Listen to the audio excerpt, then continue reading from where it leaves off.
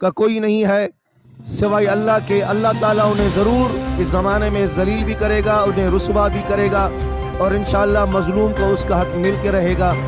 ہم شیعہ کمیونٹی کے حضرات، خصوصاً شیعہ علماء کونسل، ہم اپنے چاچا کے ساتھ ہیں۔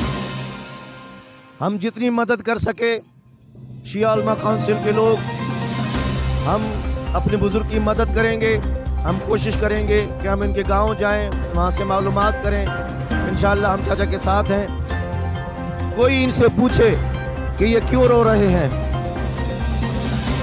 ان کی حالت دیکھیں، کہیں ایسا نہ ہو کہ بیٹی تو گئی، یہ ایک باپ بھی دنیا سے چلا جائے۔ یہ یہاں ماتھا پیٹتے ہوئے نظر آ رہے ہیں، ہماری آنکھوں میں آنسو آ رہے ہیں کہ غریب کا کوئی ہو، غریب کا کوئی سنے، ان غریبوں کا کوئی نہیں ہے۔ محمد رسول اللہ کے صدقے انتظامیہ والوں، وزراء، حکمران، تمہیں خدا رسول کا واسطہ ہے، ان غریبوں کا ساتھ دو، ان غریبی کو سنو۔ کہیں ایسا نہ ہو کہ جب دوبارہ کوئی ایسا واقعہ ہو، کہیں ایسا نہ ہو کہ کسی حکمران کی بیٹی کے ساتھ ایسا واقعہ ہو، پھر تم روتے رہو، چلاتے رہو۔ تو ہم انتظامیہ سے شیعہ علماء کونسل یہ اپیل کرتی ہے کہ برائے مہربانی ان غریبوں کی آہ و بکا کو سنا جائے، اس بچی کو بازیاب کرایا جائے، کوشش کی جائے۔ ہم سارے ان کے ساتھ ہیں۔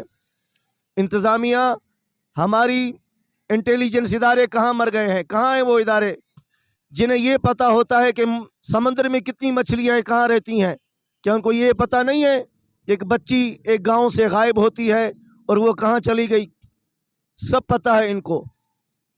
یہ چھپایا جا رہا ہے، کسی وڈیرے کی حرکت کو چھپایا جا رہا ہے۔